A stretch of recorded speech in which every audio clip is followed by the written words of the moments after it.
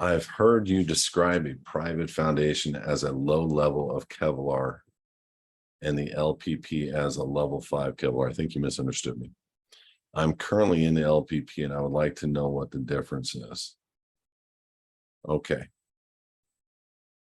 So there's things to consider when living in the private. One is your function of how you receive mail. One is a function of how you record future elements of your property, your home, your cars, how you're doing business, how do you hold bank accounts, and all of those, other than the state citizenship passport process, and other than how we remove and change every contract that you've done with the state and federal, requires a private structure. You create, you control, belongs to God. Yeshua is the beneficiary. God is the grantor. You hold a private church. IRS does not dictate what belongs to God. It's the fact that public versus private. It's the fact of what you've done in the private capacity of God. IRS can't come in there and say, oh, that's not a church. So what we've done in the living in the private program is handled all of those things in which the United States corporation gains jurisdiction over you and your things. And we've looked at every single thing in charge instruments, in warrants, indictments, charge instruments that bring jurisdiction over a man or a woman, which really their registered organization is what they're bringing jurisdiction over. And all we did was restructure every element of what you do and how you do it to operate on the private side and not using public entities like a registered organization, like your birth certificate, like your social security, like an address where you receive personal mail, like a personal bank account. Restructure your life completely. I've never said the foundation is a low-level Kevlar. It protects unequivocally any bank account or asset you have in a bank account. There are some things you got to do to open the account up to be properly opened. I've never seen a hiccup with credit card accounts, merchant accounts. I've never seen a hiccup with anything on a foundation, putting motor vehicles into a foundation, putting homes into a foundation. Never seen any of it.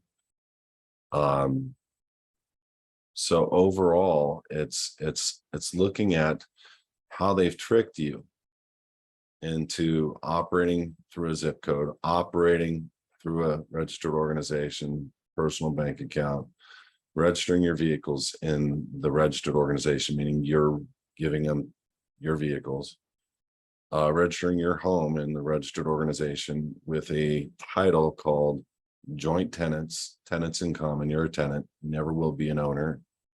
And all of these forms and functions were to trick people into giving their freedoms away, their property away, and their rights as their God-given unalienable rights away. And to me, that's just a nasty, underhanded thing that the corp known as the United States, who's supposed to uphold our God-given unalienable rights, is acting like we had a choice or function in the matter. So the LPP in general is a level 5 out of a level 5 Kevlar. You're not going to see people who have undone their contracts have issues. You're going to see people that are floating in and out, still playing in with the social security number, still dancing on both sides of the coin, still paying the whore tribute. Those are the ones that may have an issue. But even some of those I've seen where they're trying to file a return, calling me up saying, I can't file a return. The IRS is saying I can't in this letter. And I'm like, you poor guy, you tell me you're holding a letter saying the IRS is telling you you can't file a return ever again because of these letters you sent them. He's like, yeah, what's going on here? I'm like, oh, it sounds like you're free. congratulations. You know, literally, like, really? So stop sweating the small stuff. The foundation isn't a low-level kevlar. It's the 5 out of 5, and so is our passport process, 100%. So is removing the elements of the agreement as a trust indenture that you're accepting anymore, 100%. And we've explained why it is, and because we're creating new agreements, and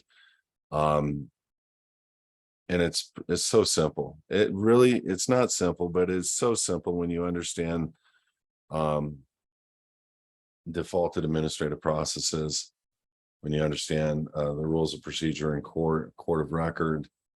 It is so simple. And so this is why we're excited, because when somebody actually completes this, they're just left alone. They're private. And it's a joyous day. It's a joyous thing. You're just left alone, you know, and that's all we all want. We just don't want to be hammered or bothered.